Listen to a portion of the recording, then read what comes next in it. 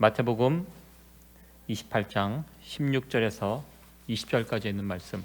오늘 마태복음 마지막 시간인데요. 짧은 구절입니다. 우리 같이 이제 화면을 보시면서 한 목소리로 같이 봉독하도록 하겠습니다. 시작. 11 제자가 갈릴리에 가서 예수의 명하시던 산에 이르러 예수를 배웠고 경배하나 오히려 의심하는 자도 있더라. 예수께서 나와 일러 가라사대 하늘과 땅의 모든 권세를 내게 주셨으니 그러므로 너희는 가서 모든 족속으로 제자를 삼아 아버지와 아들과 성령의 이름으로 세례를 주고 내가 너희에게 분부한 모든 가르쳐 지키게 하라. 볼지어다 내가 세상 끝날까지 너희와 항상 함께 있으리라 하시니라. 아멘. 예, 마태복음을 지난 여름부터 이렇게 설교를 했는데 오늘로서 이제 15번째 말씀을 증거합니다. 오늘로서 이제 마태복음이 마무리가 됩니다. 오늘 말씀의 제목은 완성된 복음입니다. 올 대통령 선거 전에 저는 이 코로나 바이러스 백신이 구체적으로 나올 줄 알았습니다. 근데 아직 백신이 나온다는 소식은 들리지 않고 그래도 이제 믿을 만한 우리 파우치 소장의 발표는 내년 4월 정도쯤에 나오게 될 것이다 이렇게 이야기를 하면서 일단 이번 가을과 겨울을 여러분들 잘 견디셔야 합니다. 내년 4월 정도 나온다고 하니까요. 백신이 하나 만들어지는데 실로 많은 시간이 걸린다고 합니다. 보통 10년에서 15년 정도가 걸린다고 합니다. 그러나 이것을 좀 단축하는 방법은 있다고 합니다. 더 열심히 또 물량을 투입해서 이게 백신이 그냥 만들어지는 것이 아니라 만들어 놓고 1단계, 2단계, 3단계의 과정을 거쳐야 하거든요. 그래야지 완성된 백신이 나옵니다. 1단계 거친 다음에 바로 할 수도 없고요. 1단계는 동물들 실험에서 안정성이 확보가 되고 그 다음에 사람에게로 가고 그 다음에 이제 많은 사람들에게, 특별히 이제 건강한 사람들보다는 연세가 있고 또 면역력이 연약한 분들에게 주사를 놨을 때 이게 이제 안정성이 확보가 돼야지 이제 백신이 백신이 완성이 됩니다. 이게 1단계, 2단계, 3단계를 거치게 됩니다. 아마 내년 4월 정도가 되면 정말 무엇인가 이제 구체적인 이 백신이 나와서 이 코로나 바이러스의 공포로부터 좀 벗어나지 않을까 이렇게 생각이 됩니다. 최근에 그 중국인가요? 백신이 나왔다는 그런 뉴스를 들었습니다. 그리고 몇 달 전에는 러시아에서도 백신을 만들었다는 그런 이야기를 들었는데 혹시 여러분들 급하시면 그거 구해서 맞으시기 바랍니다. 이제 안전성은 제가 확보를 못 하겠습니다. 백신을 맞고 아침에 일어났는데 갑자기 앞이 안 보이거나 또 뭐 어떤 뉴스에 보니까 하반신 마비가 막 일어나는 그런 일도 있다는 그런 뉴스를 본 적이 있습니다. 여러분들 이 코로나 바이러스가 사실 무서운 바이러스인데요. 실제 그 치사율은 걸렸을 때 목숨을 잃는 경우는 1에서 2% 정도입니다. 100명 중에 한두 명 이렇게 이제 목숨을 잃게 되는데 물론 독감보다 여러분들 독감 예방 주사 다 맞으셨죠? 예, 저도 지난주에 저도 처음 맞았습니다. 그동안 안 맞았거든요. 그래서 올해는 맞아야 되겠다 생각하고 맞았는데 아직까지 이쪽 어깨가 좀 한 이틀 지났는데 얼얼합니다. 빨리 이 백신, 이 코로나 바이러스의 백신이 나와서 그리고 안전한 이 백신이 완성되려면 안정성이 일단 확보가 되고 그리고 효능이 있어야 됩니다. 이 두 가지 다 완벽하게 잘 갖추어져서 정말 이 코로나 바이러스로 모든 것이 지금 어지러워지고 복잡해지고 뒤죽박죽 되어 있는데요. 빨리 일상으로 이렇게 돌아갔으면 좋겠습니다.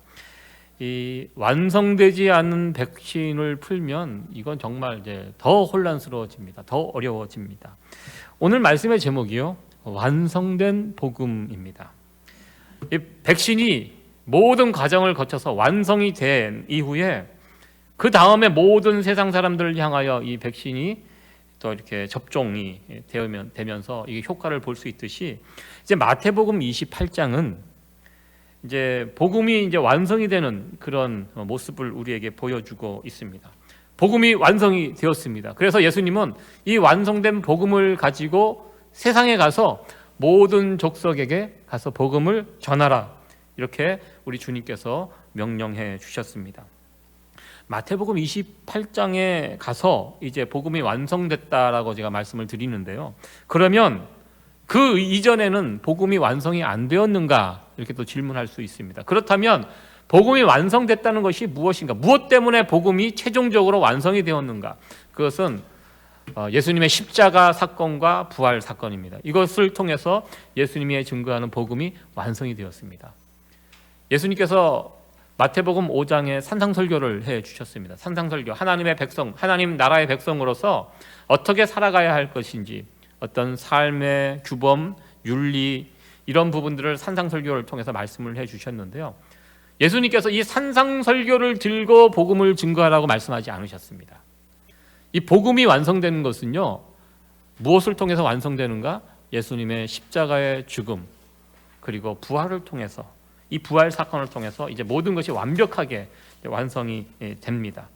그리고 나서 이제 모든 족속에게 복음을 증거하라고 우리 주님께서 말씀하셨습니다. 그 전에는요, 예수님께서 모든 족속에게 제자들을 보내지 않으셨습니다. 마태복음을 여러분들 읽어 보시다 보면 예수님께서 이방 사람들에게는 아직 복음을 전하지 않으려는 그런 예수님의 모습을 볼 수 있습니다. 마태복음 10장 5절 6절 이 말씀을 같이 한번 읽어보도록 하겠습니다. 시작. 예수께서 이 12를 내어 보내시며 명하여 가라사대 이방인의 길로도 가지 말고 사마리아인의 거울로도 들어가지 말고 차라리 이스라엘 집에 잃어버린 양에게로 가라.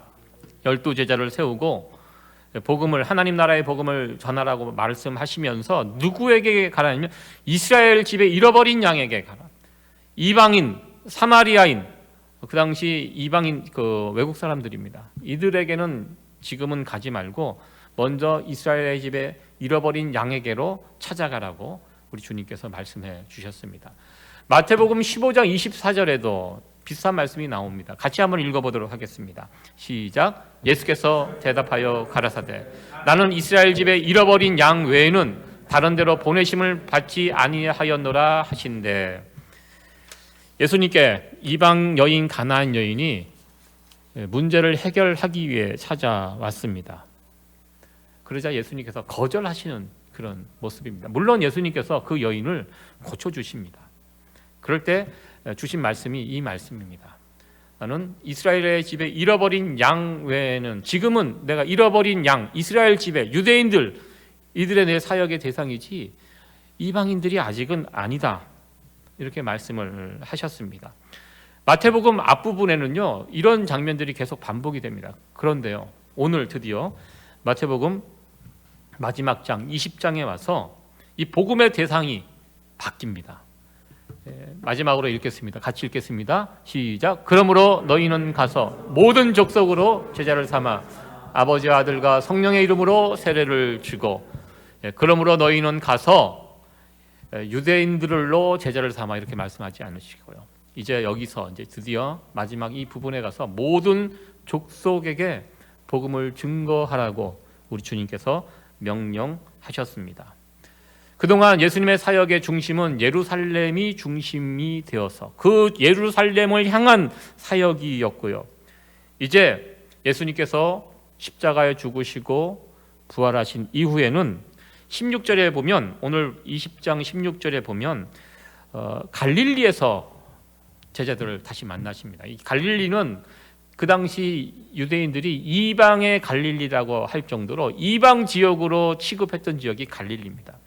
예수님께서 이방 갈릴리 지역에서 아주 중요한 메시지를 제자들에게 주십니다. 그리고 그 주신 메시지가 산에서 선포가 됩니다. 이 산에서 선포가 된다는 것은 예수님께서 보통 산에서 말씀을 전하실 때 산상설교도 마찬가지고요, 산이라는 그 장소가, 하나님의 말씀이 선포되는 장소가 산입니다. 그래서 갈릴리에 있는 어느 산에서 이 말씀을 하시는 것은 하나님의 말씀이 지금 선포되고 있다는 것을 보여주고 있습니다. 그러면서 우리 주님께서 명령을 지금 내리시는데요, 그 18절 말씀입니다. 우리 같이 한번 읽어보도록 하겠습니다. 시작. 예수께서 나와 일러 가라사대 하늘과 땅의 모든 권세를 내게 주셨으니. 지금 명령을 내리시는 분이 예수님이십니다. 그런데 예수님을 표현할 때 어떻게 표현하냐면 하늘과 땅의 모든 권세를 내게 주셨다. 하나님이 내게 주셨다. 이렇게 말씀하고 있습니다. 하늘과 땅의 모든 권세를 가지신 분 누굽니까? 하나님입니다. 예, 하나님 한 분만이 하늘에 그리고 땅의 모든 권세를 가지고 계십니다. 유대인들은 이 사실을 굳게 믿었습니다. 그런데 지금 하늘과 땅의 모든 권세를 누가 가지고 있다고 지금 말씀하고 있습니까? 예수님이 가지고 있다고 말씀하고 있습니다. 왜 이런 말씀을 하셨을까요? 원래 이거 하나님이 가지고 있는 권세인데요, 그 권세가 지금 예수님에게 주어졌다는 것입니다. 예수님께서 하시는 말씀은요, 그냥 그날 그때 상황에 맞춰서 즉흥적으로 하시는 말씀이 전혀 없습니다.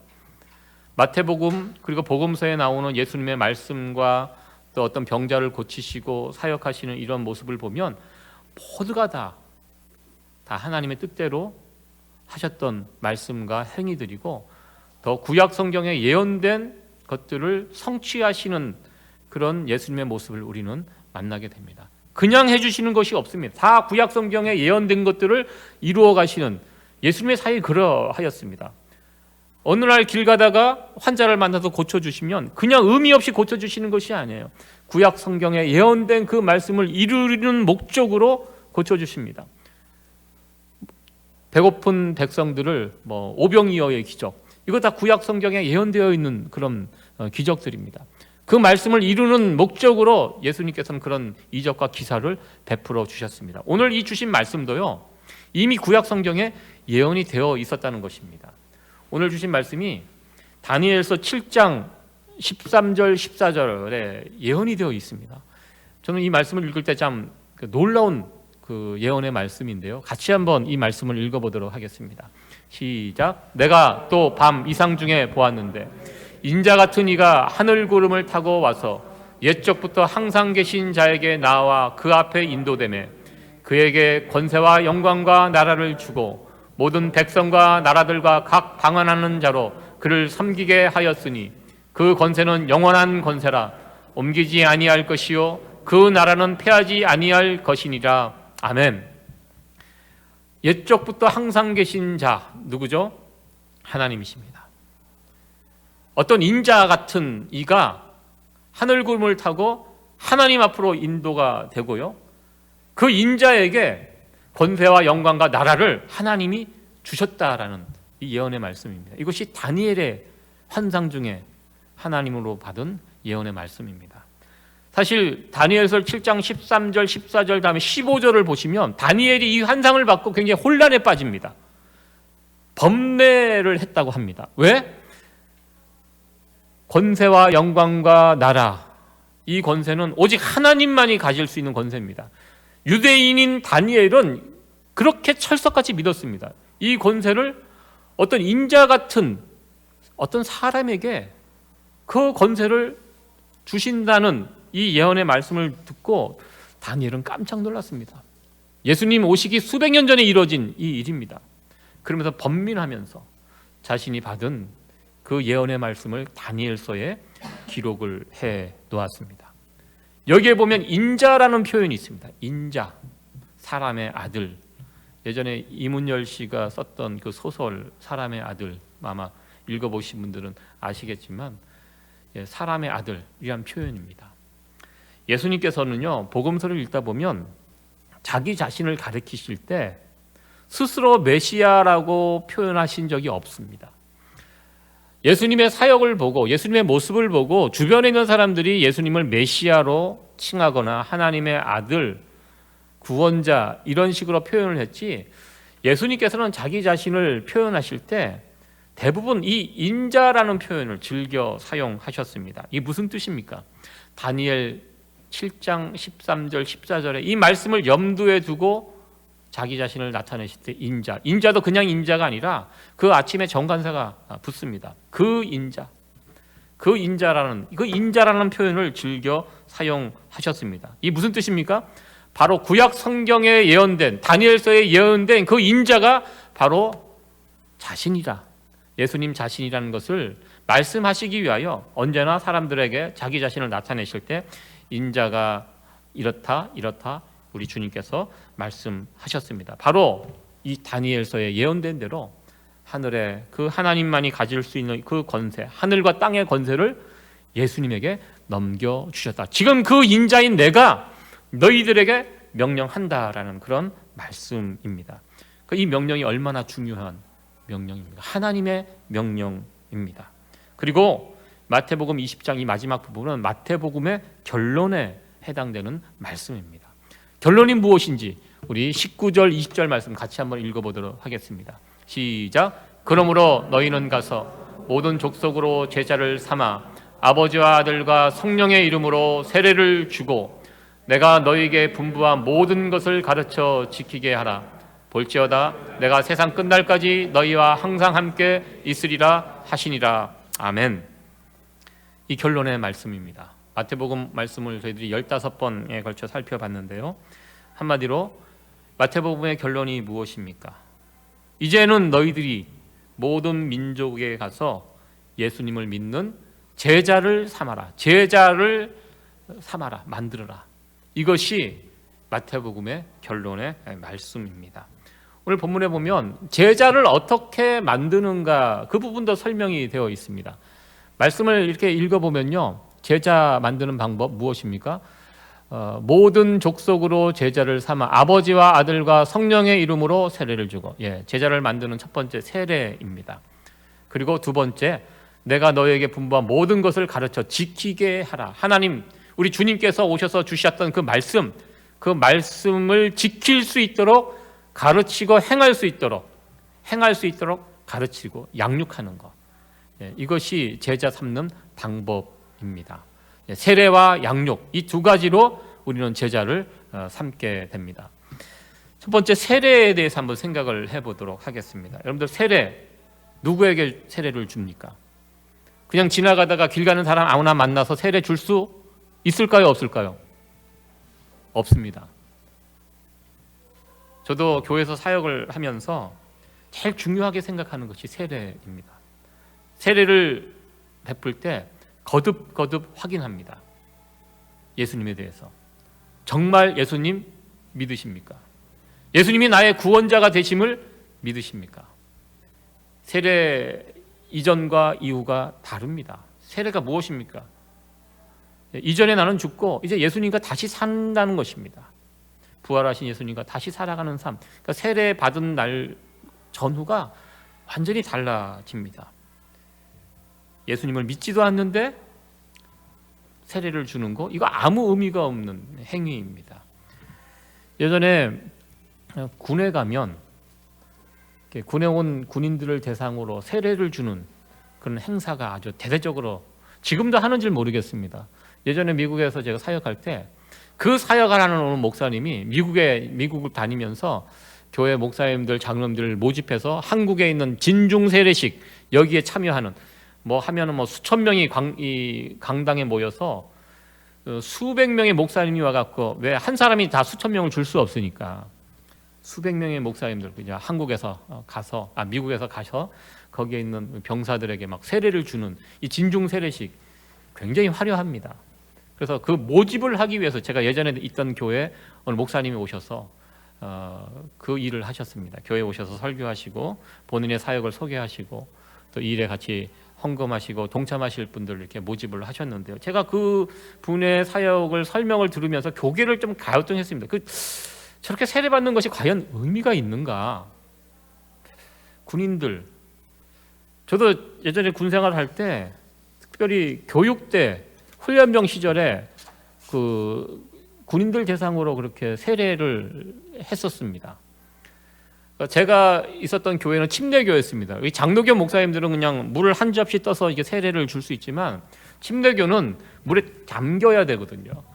그래서 이게 물을 잠길 수 있는 그곳이 그때 군대 목욕탕에서 그 세례자들 데리고 세례 이렇게 군인들 대상으로 하는 그렇게 하면 그 세례를 준비한 그 교회에서 초코파이와 우유를 줬어요. 지금 생각하면 그거 아무것도 아니지만 먹을 것이 궁한 군인들에게는 그 괜찮거든요. 세례 한번 눈 땅 깎고 받으면 그 초코파이하고 우유를 받아 먹습니다. 저는 이미 세례를 그때 받았거든요. 그래서 초코파이와 우유를 준다고 해서 나도 한번 다시 또 받아볼까 그런 생각을 할 정도로. 군인들은요 유치해요. 먹을 거 하나 준다 그러면 달려갑니다. 가서 그 자리가 죽는 자리인지 산 자리인지 모르고 그냥 받아 일단 먹습니다. 제가 그때도 생각을 해요. 이게 무슨 의미가 있나. 이 세례는 가벼운 게 아니거든요. 그 당시 예수님 당시 세례를 받는다는 것은요 목숨을 거는 행위입니다. 예수 믿는 것 때문에 잡혀서 죽을 수 있는 위험한 행위입니다. 그럼에도 불구하고 내가 세례를 받는다는 것은요 그 안에 확신이 있는 사람들만이 세례를 받습니다. 예수님이 나의 구원자가 되신다는 이 사실을 확실히 믿는 사람들 세례 받게 됩니다. 그리고 이제 내가 예수님과 함께 동행하겠다. 그리고 이전에 나는 죽고 예수님의 죽음, 십자가의 죽음, 이전에 나는 십자가 위에서 죽고 이제 부활하신 주님과 함께 동행하며 살아겠다. 그리고 이제 나의 주인이 바뀌는 것입니다. 세례 받으면 주인이 바뀌어요. 예수님이 나의 주인이 되어서 예수님의 뜻대로 살아가는 것입니다. 우리가 비록 세례를 받고 아마 여러분들 이거 주인이 예수님으로 바뀌어 있다고 우리가 고백을 하지만 선언을 하지만 우리도 상당히 많은 우리의 삶의 부분에서 주인이 바뀐 부분도 있고 아직 덜 바뀐 부분들이 있을 것이라고 생각합니다. 저는 그 부분이 우리가 이 땅에 살면서 우리의 숙제라고 생각해요. 계속 예수님으로 주인을 바꿔가는 것. 저도 마찬가지예요. 저도 이미 예수님으로 주인이 바뀐 부분이 있습니다. 그러나 아직까지 주인이 바뀌었다고 말하기에는 주님으로 바뀌었다고 말하기에는 좀 아직 자신 없는 부분들이 아직 있어요. 아직까지 계속해서 예수님과 동행하면서 예수님의 말씀을 듣고 양육을 받아야 돼요. 훈련을 받아야 돼요. 그래야지만 나의 그 부분까지도 예수님에게 온전한 자리를 내어주게 됩니다. 세례는요 이렇게 굉장히 무거운 행위입니다.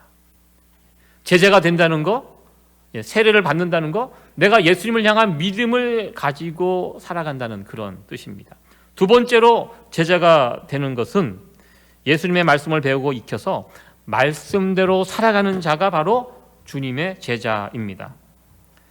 예전에 한국교회는요 2번보다 1번을 강조했습니다. 세례받고 믿음 생활하고 이 부분에 굉장히 강조를 했습니다. 대신 이 부분, 두 번째 제자 예수님 닮아가는 삶을 살아가는 이 부분에 대해서 조금 소홀히 한 경향이 있었습니다. 그래서 예수님은 오래 믿었지만 예수님처럼 살지 못하기 때문에 세상으로부터 이런저런 비난을 또 많이 받는 그런 모습이 한국 교회 안에 있었습니다. 그래서 여기에 문제의식을 가지고 이 교회에서 제자 훈련 이것을 강조하는 교회들이 이제 생겨나기 시작합니다.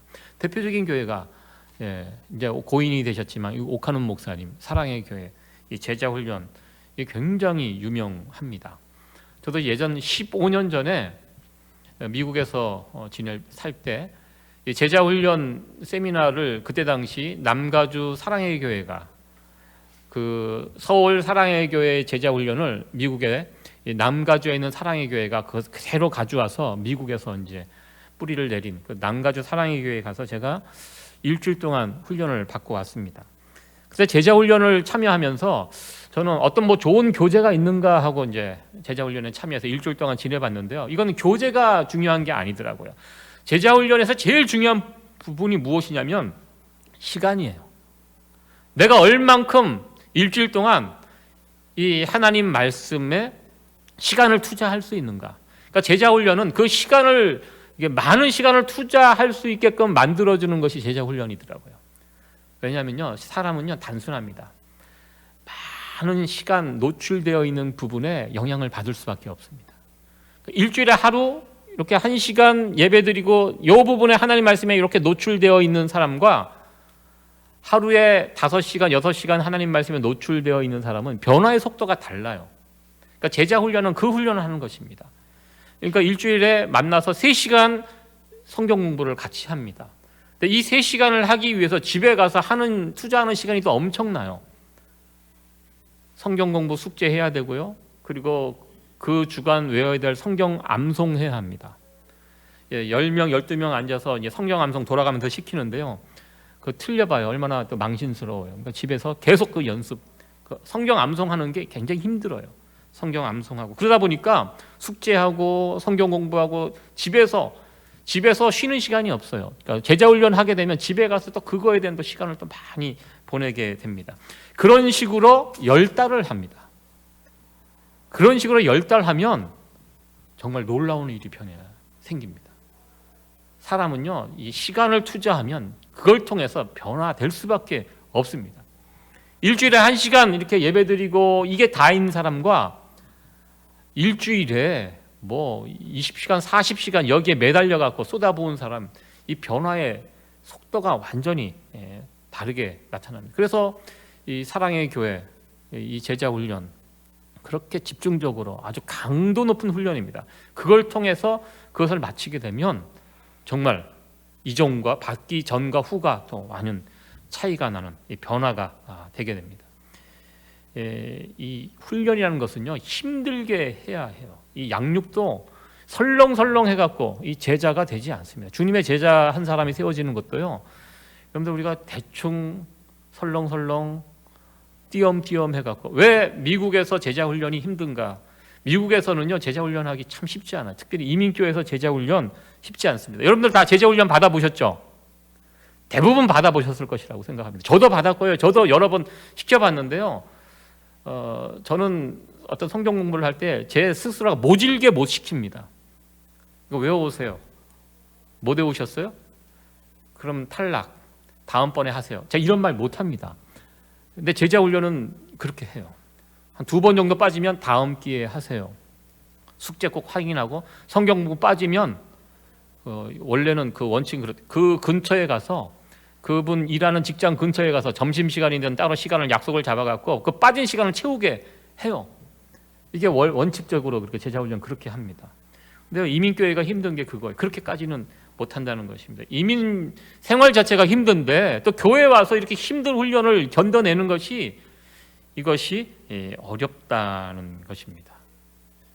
저도 제 인생을 이렇게 돌아봤을 때 내가 받은 훈련 가운데 가장 힘든 훈련이 무엇인가 이렇게 돌아보면, 군에서 교육대에서 받았던 6주간의 훈련이 제 인생에서 제일 고된 훈련이었습니다. 저는 맹호 부대를 나왔습니다. 173기, 제가 그 기술을 잊어버리지를 않습니다. 30년 전이지만 대학교 3학년 때 군에 들어가서 6주간을 훈련 받았는데 6주가 저는 빨리 갈 줄 알았습니다. 제가 훈련 들어갔던 그 시기가 1988년 9월 20일이었습니다. 9월 20일이 어떤 날이냐면 88 올림픽 시작하고 3일 지난 다음에 제가 들어갔습니다. 제가 그래서 88 올림픽이 전 국민의 소원인 날 아니었습니다. 제가 올림픽을 구경을 못했습니다. 끝나고 나니까 우리가 뭐 사위를 했다 나중에 들었는데요. 제가 그때 아무 생각 없이 군대에 들어갔다가 6주 훈련 받으면서 너무 고생을, 지금 생각하면 별거 아닌 거라고 그때 당시에 너무 고생을 했습니다. 너무 힘들게 훈련을 받았고요.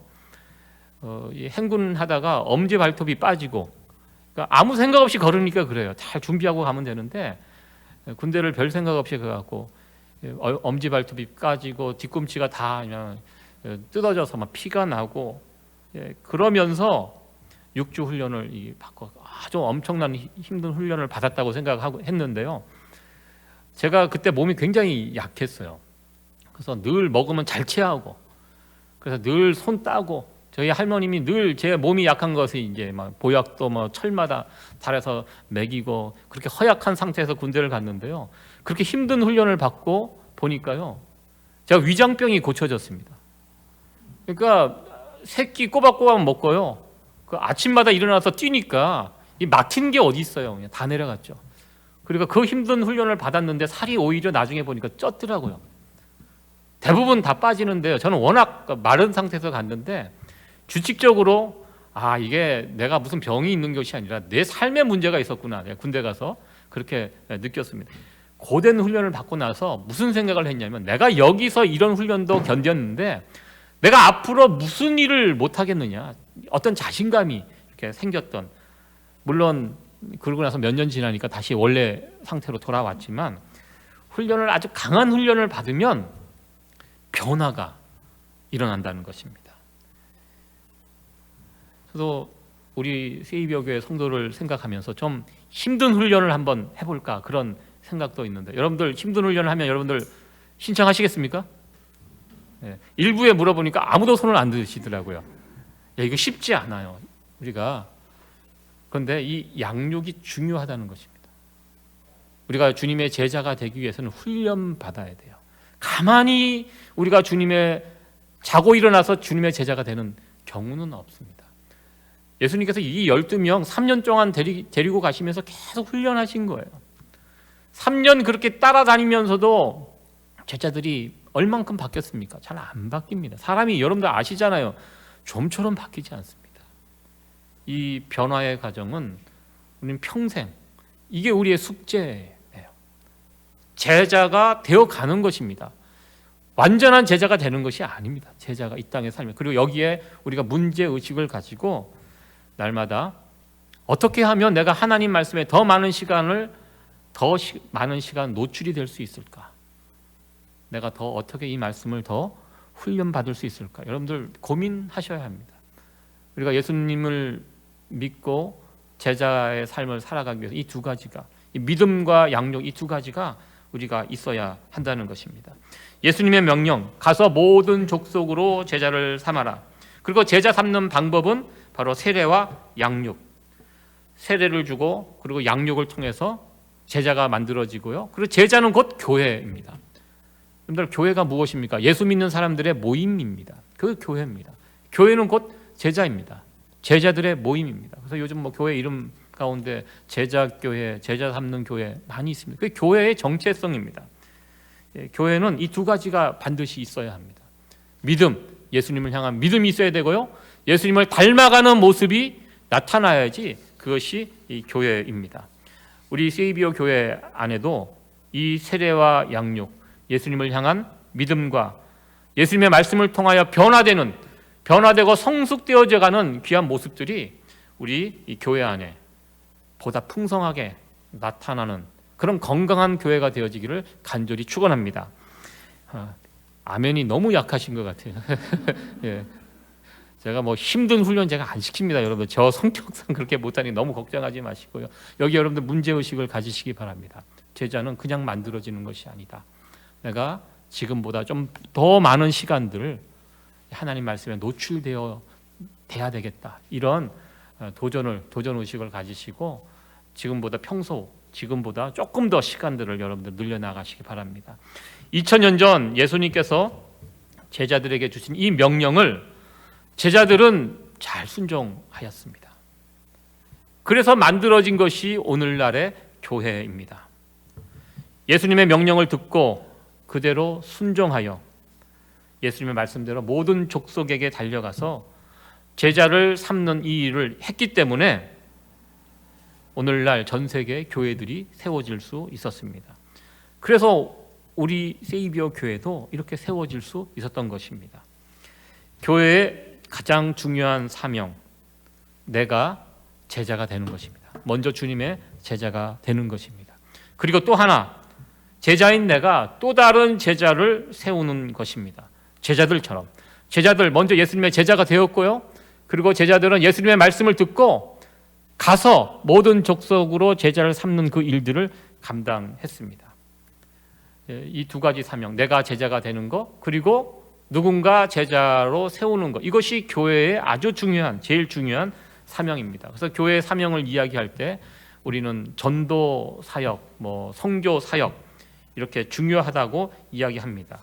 근데 요즘 가만히 보면요, 요즘 교회들은 전도가 선교가 중요하다고 이야기하지만 그 사역의 비중이 점점 줄어들어가고 있는 그 모습들을 보게 됩니다.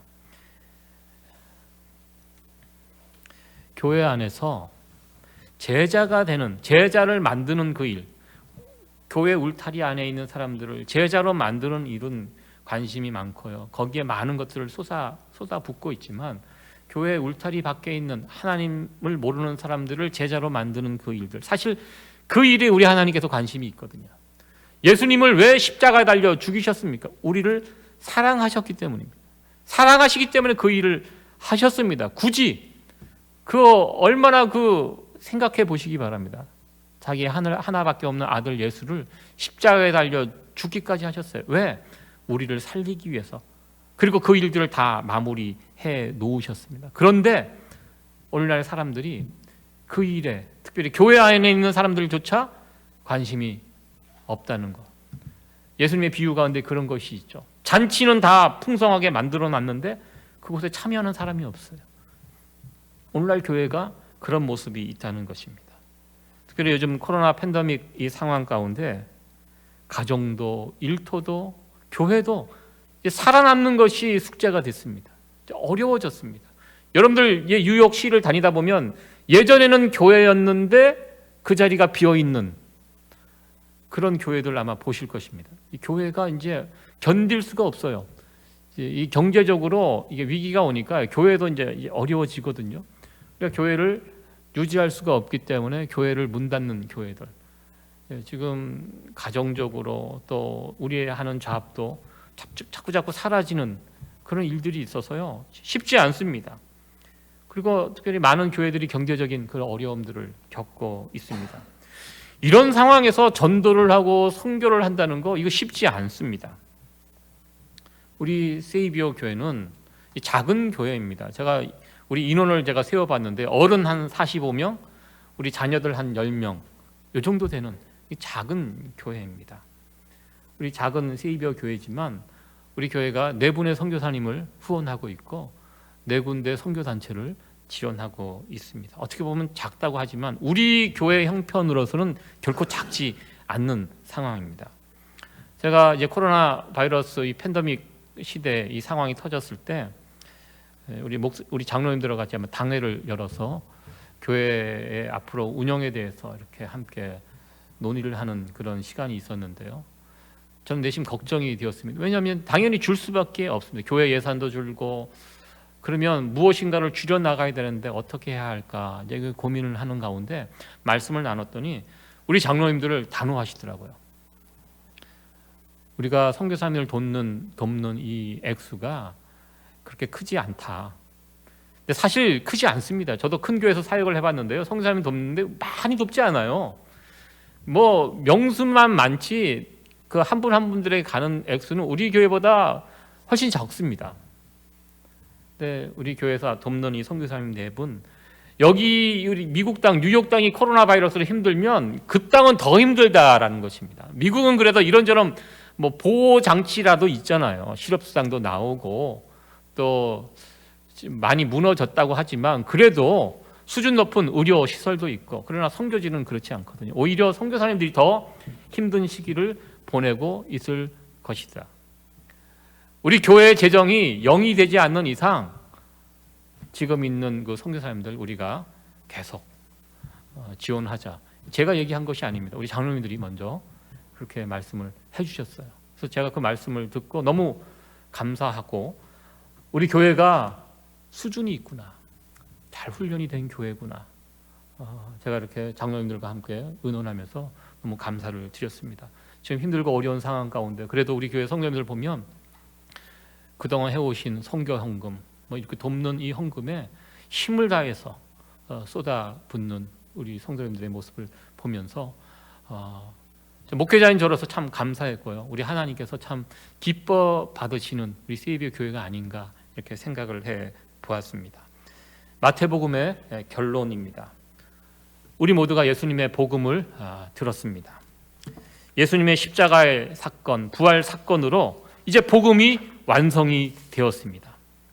이 완성된 복음, 이 복음을 받아들이며 믿으면 우리는 예수 믿는 사람이 됩니다. 그리고 예수님께서 말씀하신 것들을 가슴에 새기고 그 말씀대로 지키며 살아가면, 순종하면 이제 제자가 되는 것입니다. 그리고 내가 제자가 되는 일 중요합니다. 또 하나의 중요한 일, 우리가 놓치지 말아야 돼. 누군가를 제자로 만드는 그 일, 이 사역, 이 교회가 놓치면 안 되는 사역이라는 것입니다.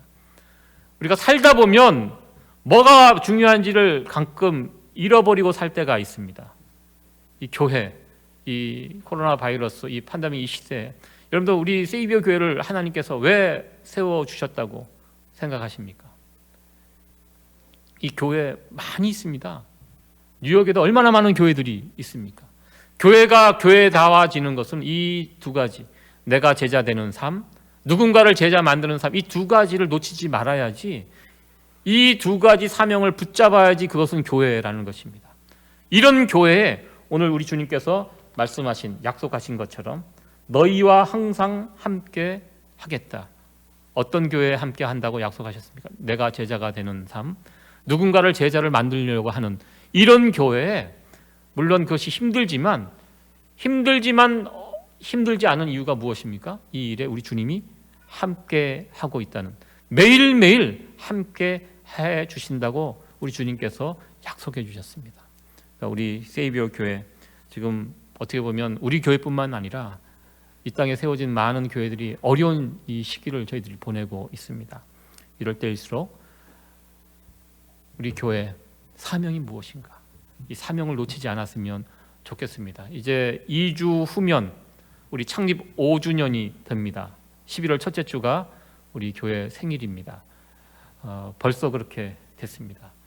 이 창립 5주년을 맞이하면서 다시 한번 이 교회의 사명이 무엇인지, 나는 지금 제자가 되어가고 있는지, 어느 정도 왔는지 우리의 모습들을 돌아보시고, 그리고 우리 교회가 놓치지 말아야 누군가 제자를 만드는 그 사역에도 우리의 힘과 우리의 물질과 우리의 기도, 그 일에도 계속해서, 여러분들 지금 잘 하고 계시는데요, 그 일에도 계속해서 쏟아 부을 수 있는 그런 주님 기뻐하시는 우리 세이비어 교회가 되어지기를 간절히 축원합니다.